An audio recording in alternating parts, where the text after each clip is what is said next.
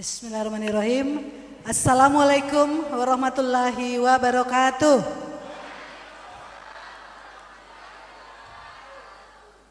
Selamat malam, senang sekali berada di sini. Yang saya hormati pertama-tama pimpinan Yayasan Universitas Muslim Buton, Pamanda, Bapak Dr. Andus Ibrahim Marcella MM. Yang saya hormati juga ini saya panggil Om dalam kehidupan keseharian, Rektor Universitas Muslim Buton, Bapak Dr. Sujiton. Yang saya hormati, saya tidak menyebut satu persatu, tetapi yang saya muliakan, tokoh agama, tokoh masyarakat, tokoh pendidikan, tokoh perempuan, tokoh pemuda. Yang saya hormati, saya banggakan segenap sivitas akademika, khususnya saya sebut para dosen pengajar di tingkat universitas dan di 6 fakultas, sudah 6, mudah-mudahan ulang tahun berikutnya sudah bertambah. Yang saya hormati Bapak Ibu hadirin undangan dan juga para peserta lomba yang kuning-kuning kemarin malam saya nonton.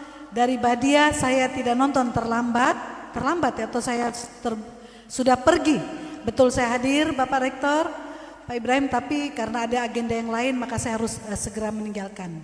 Dan yang saya banggakan juga para kontributor acara, mulai dari MC, dua-duanya keren, luar biasa. Paduan suara, juga yang menari sejak di luar dan yang tampil tadi luar biasa, dan juga tentunya ketua BEM perempuan yang paling juga saya banggakan, luar biasa perempuan ya, hebat, keren.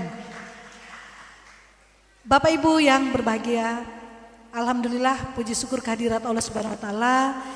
Pada hari ini saya bisa hadir ikut merayakan meskipun sudah di penghujung acara, last minute ini. Hadir dalam Disnatalis ke-6 Universitas Muslim Buton. Sesungguhnya sejak pembukaan rencana Disnatalis kami sudah diberitahu tanggal berapa hingga tanggal berapa. Tetapi pada saat pembukaan kebetulan lagi Pak Wali Kota dan saya berurusan ke Jakarta. Kita tahu sekarang orang bilang istilahnya pergi cari-cari lah, jolok-jolok gitu atau apalah gitu. Kan semua kabupaten kota di Indonesia dan bahkan di pemerintahan pusat kita tahu ada efisiensi, sehingga begitu keran dibuka kami bergerilya. Pak Wali Kota dan saya sama-sama bergerilya, dan di sana pun beliau itu galau, Pak Wali Kota galau. Ibu Inan, bagaimana nih kita belum hadir ini, Buton sudah acara, Pak Adio sudah pidato, kita kapan ini? Sehingga kemarin ketika beliau sampai di sini bilang lagi, Bu Wakil, bagaimana nih kita belum pergi di sana? Besok pagi saya sudah harus ke Jakarta lagi. Ada panggilan, ada acara mendadak. Bapak Presiden Prabowo memanggil seluruh kepala daerah dan tidak boleh diwakili. Bagaimana besok saya sudah berangkat pagi-pagi, kita belum pergi ke sana. Saya bilang, Pak tenang, saya sudah pergi. Sudah acaranya, meskipun cuma menonton, tapi meskipun cuma menonton, saya sudah hadir. Insya Allah di Disnatalis tidak ada penugasan lain supaya saya bisa hadir, dan alhamdulillah saya bisa hadir. Tadi masih undangan sampai jam berapa tadi? 7:30 ya, masih ada kegiatan menerima tamu dari Jakarta. Protokol sudah kode-kode, Ibu Disnatalis, karena memang saya pesan kita harus pergi di sana, yang lain kita pending.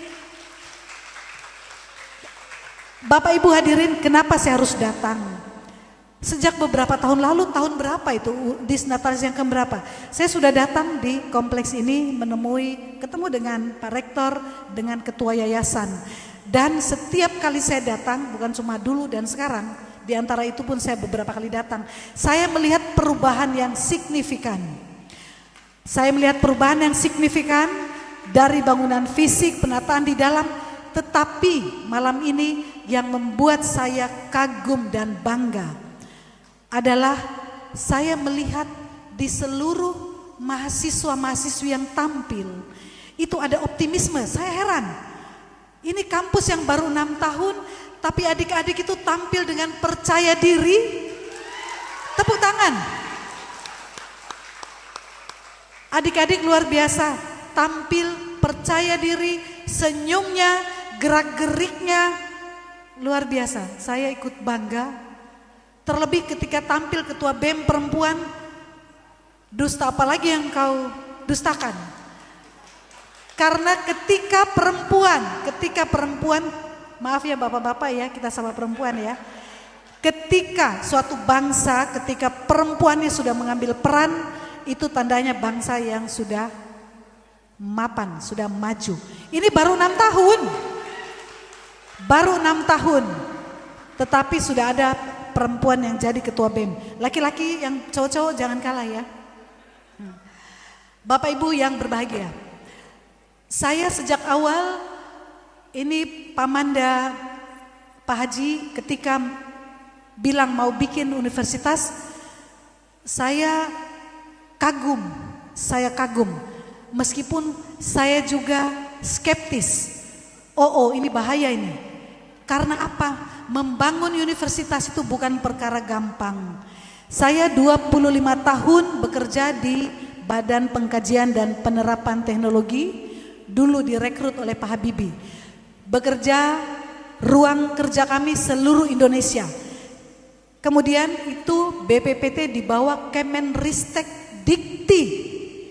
Jadi hari-hari kami melihat dari seluruh pelosok Indonesia, orang-orang, tokoh-tokoh dari daerah datang untuk dengan niat membangun perguruan tinggi dan bertumbangan. Layu sebelum berkembang, sebagian besar. Makanya ketika ini Pamanda Pak Haji bilang itu saya kagum, luar biasa ini berani sekali gitu ya. Tapi saya tahu paman saya, tembok pun dia tabrak. Saya cukup kenal, beliau penabrak tembok, berani. Dan setelah baru 6 tahun saya sudah lihat hasilnya, Masya Allah. Selamat untuk seluruh Sivitas Akademika, selamat untuk Pak Haji, selamat untuk Pak Rektor, dan selamat kepada mahasiswa-mahasiswi. Kontribusi kepercayaan orang tua, kepercayaan orang tua untuk menitipkan putra-putrinya menempuh pendidikan di Umu Buton itu adalah bensin atau solar terbaik untuk menghidupkan lanjutan Umu Buton. Hal kedua yang saya kagumi, saya juga keliling-keliling Indonesia, saya belum pernah ketemu ada universitas yang fokus di entrepreneurship. Belum pernah. Yang ada adalah sekolah-sekolah bisnis. Dia memang urusannya bisnis. Dari semester pertama sudah pegang kalkulator gitu. Ya jurusannya memang. Tapi di sini 6 fakultas yang beragam, ada hukum, ada ekonomi, ada pertanian peternakan, ada apa? Seperti Visipol tadi Pak Rektor menjelaskan, keguruan juga, tapi semua dengan muatan untuk menjadi entrepreneur atau wirausaha. Bapak Ibu, saya kagum dengan pemilihan stressing ini. Saya tadi berbisik, dari mana idenya itu Om? Bisa-bisanya gitu. Karena sesungguhnya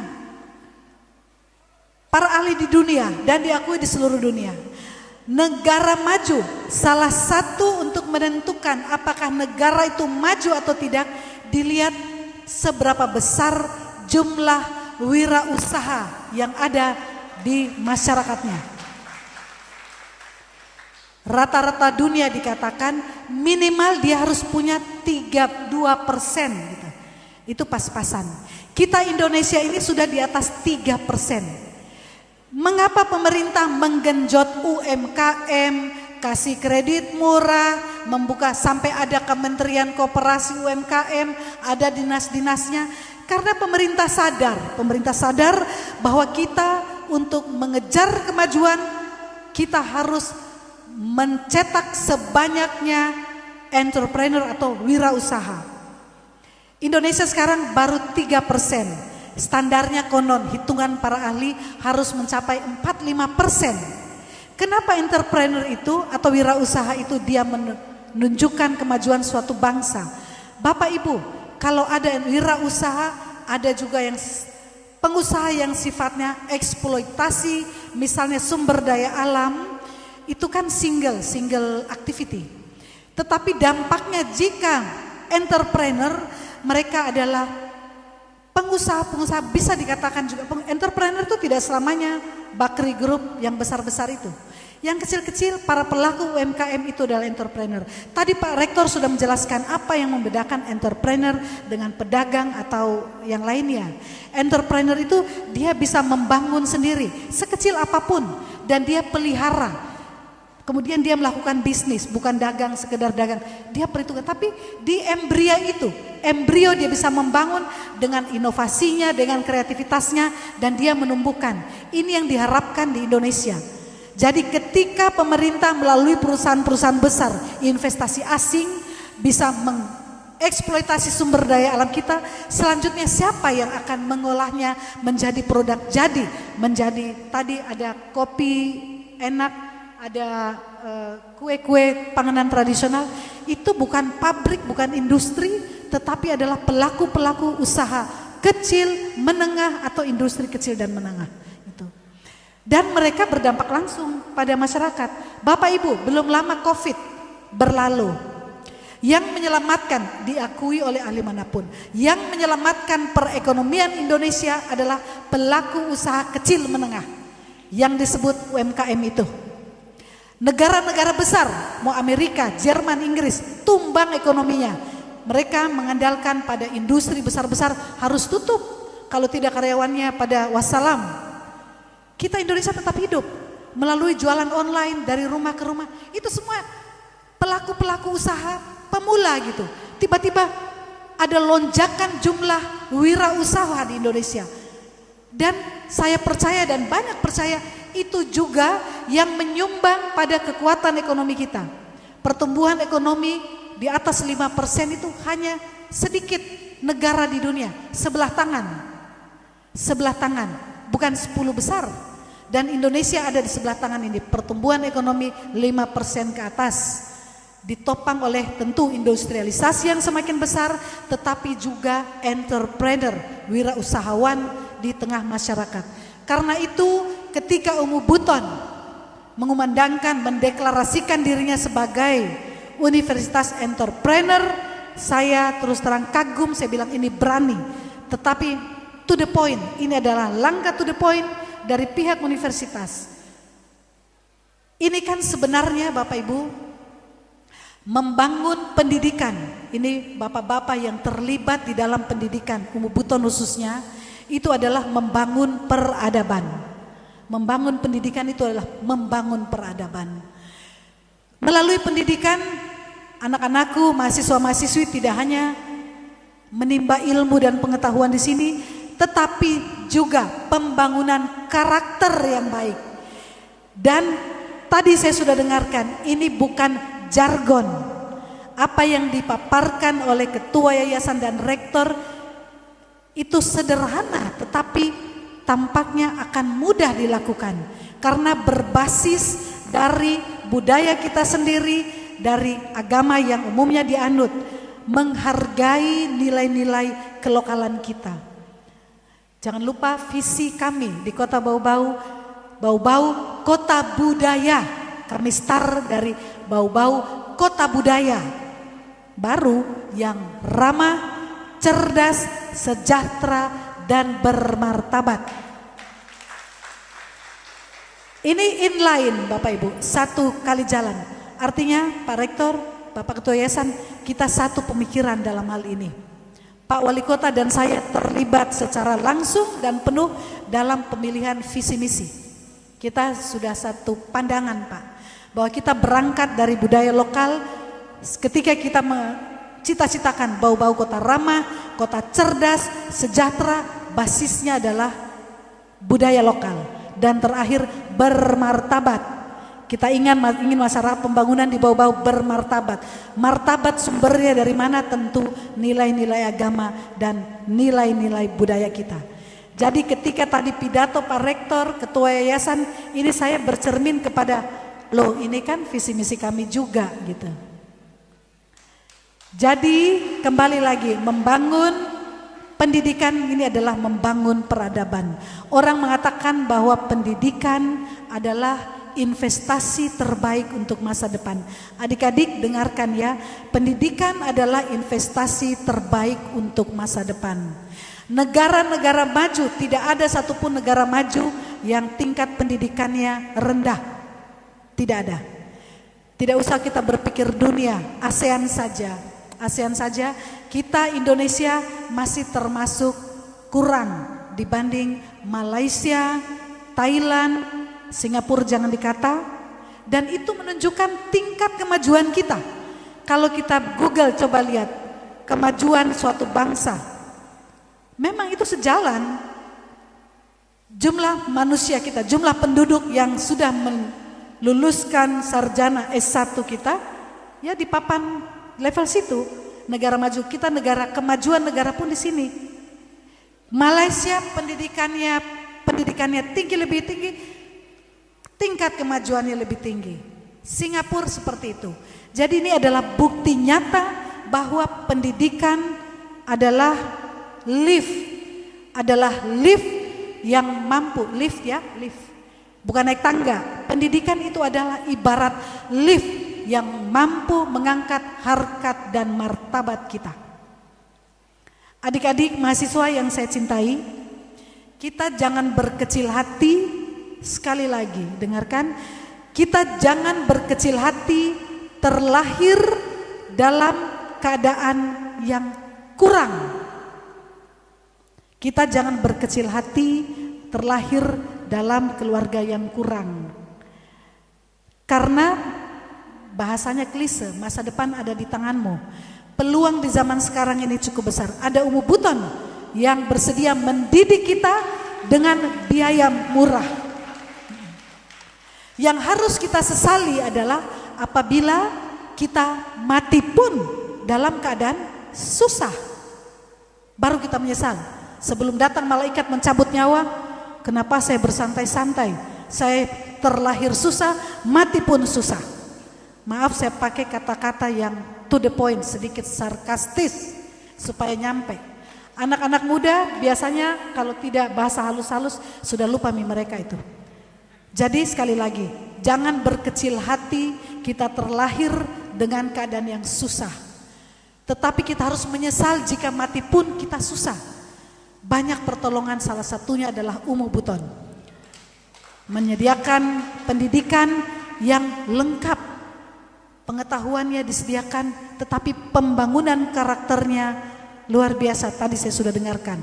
Dan terlebih lagi kampus yang mendukung entrepreneurship. Tidak menunggu lulus, baru kuliah saja sudah jualan. Satu hal, adik-adik mahasiswa-mahasiswi saya pesankan. Kalau kita lihat orang-orang kaya di Indonesia atau di dunia, tidak ada itu ASN. Tidak ada orang kaya ASN. Kecuali kita itulah. Tidak ada. Semua berangkat dari pengusaha. Pengusaha tidak bisa kita tiba-tiba jadi seperti Erick Thohir, Abu Rizal Bakri. Kita harus memulai dari hal yang kecil. Adik-adik, lihat saya di sini jadi wakil wali kota. Saya ASN sebelum menjadi wakil wali kota. Sebelumnya juga DPD. 25 tahun saya ASN, seperempat abad juga di pusat. Di BPPT sekarang menjadi BRIN. Sepanjang saya menjadi ASN, saya adalah entrepreneur. Saya berusaha. Ini mungkin darah, orang bilang tuh ada darah pulau itu toh. Ketawa Pak Rektor dan ya, saya berusaha. Orang tua saya dua-duanya ASN. Kami bisa sekolah di Jawa hampir semua juga dari hasil berusaha. Kalau mau dari gaji berapa? Sehingga ketika saya menjadi ASN pun saya mencari double garden. Sepanjang setelah pulang dari Jerman, saya melakukan usaha berbisnis, saya lakukan usaha-usaha. Karena kalau hidup di Jakarta dengan gaji ASN, suami saya juga ASN di BPPT, sekarang BRIN juga. Saya bilang ini mati kita ini, anak satu kali sakit habis uang bayar rumah sakit. Maka saya sampaikan, suami saya dia tidak punya jiwa bisnis, nanti tekor terus. Teruskan fokus, Sabtu Minggu saya berusaha. Dan mohon maaf saya sampaikan, penghasilan sebagai pengusaha lebih besar dari gaji kami sebagai ASN digabung. Supaya apa? Saya sampaikan, suami saya jangan kok korek-korek cari SPPD kesana kemari untuk tambahan. Kalau hanya begitu Pak, supaya kita bekerja sebagai dosen, saya peneliti bisa bernilai ibadah, supaya bisa bernilai tabungan di langit. Kalau kita korek-korek, kita cari apa-apa supaya bisa CP-CP itu enggak jadi, sudah dapatnya sedikit, hanya habis masuk mulut keluar di belakang, tidak menjadi tabungan di langit gitu. Saya bilang suami, kita kerja yang betul. Kalau hanya tambahan, saya jual pisang goreng, risol pun masih laku. Pintar saya memasak. Tapi bisnis saya bukan memasak, ada yang lain. Jadi adik-adik mahasiswa kembali, mumpung sekarang masih belum ada tanggungan, mulai bisnis, ayo. Sekarang itu online itu kan gampang kita menjual. Bikin apalah, manisan lah, apalah. Anak saya kuliah perguruan tinggi negeri. Dari SMA, anak-anak di Jakarta itu SMA pun berdagang. Jadi kalau saya beli pakai anak saya perempuan yang sulung, adiknya laki-laki, sudah lulus dua-duanya. Ibu jangan lagi belikan saya itu pakaian dalam di toko. Saya beli saja sama temanku di sekolah. Jadi anak mereka beli satu kodi singlet, dia bawa ke sekolah, kan murah jadinya beli satu kodi. Dia beli mie, saya bilang, ih tidak apa-apa Kak, guruku saja dia beli singlet dari temanku. Jadi anak-anak ya lakukan usaha. Kita tidak tahu masa depan kita seperti apa. Mulai berusaha. Kalau tidak pernah memulai, kita tidak akan pernah tahu kesulitannya. Mulai, besok mulai. Coba jualan apa? Risol kah? Online lah, nggak apa-apa. Atau bagaimana gitu. Karena tidak ada kesuksesan tanpa uji coba. Uji coba itu try and error. Bisa gagal sekali, dua kali, tapi pasti ada hasilnya. Ketika gagal maka kita bisa tahu di mana kekurangan kita gitu. Apalagi adik-adik mahasiswa ini sekolah di kampus yang berbasis entrepreneur. Saya dulu sekolah enggak ada itu entrepreneur, apa kita tahu? Enggak ada itu. Kita hanya disuruh belajar, kampus saya belajar, pokoknya IQ setinggi-tingginya. Tapi kan ternyata itu juga tidak cukup, kita IQ tinggi dan kita jenius, tidak cukup. Social skill sangat dibutuhkan sekarang. Melalui kegiatan paduan suara, menari, berjualan, itu sebenarnya melatih soft skill kita. Sekarang pencari kerja bukan dia cari berapa IQ-mu, tapi siapa yang mampu bekerja sama, yang punya jiwa kepemimpinan, yang punya kemampuan sosialisasi yang baik. Sekarang kita di Kota Bau-Bau, saya sedikit menyinggung. Di Bau-Bau pun kami ingin sekali membangun, mendukung entrepreneur di Kota Bau-Bau, wirausaha melalui UMKM. Karena kita sadar kita ini kota dagang dan jasa, secara alami sudah terjadi seperti itu. Artinya dengan secara geologis posisi kita yang dikelilingi buton tengah, buton selatan, buton utara, buton tengah, ini adalah tempat pertemuan orang yang menjadi lahan yang subur untuk membesarkan wirausaha. Singkat cerita, lakukan mulai sekarang, jangan terlalu lama menunggu, supaya kita bisa merealisasikan jargon Umu Buton. Kita tumbuh, kita tangguh dan terdepan bagi seluruh mahasiswi Umu Buton. Sekali lagi dari Bapak Wali Kota dan saya mengucapkan selamat Disnatalis ke-6 bagi Universitas Muslim Buton. Kampus yang hebat adalah kampus yang berdampak. Adik-adik belum lulus pun sudah berdampak. UMU Buton tumbuh tangguh terdepan. Ini belum ada ininya ya, yel-yelnya. Coba dicarikan adik-adik yang muda-muda sekarang seperti apa. Jadi UMU Buton tumbuh misalnya tangguh terdepan gitu dong ya. Coba bisa enggak? Kita bikin. UMU Buton belum. UMU Buton tumbuh tangguh terdepan.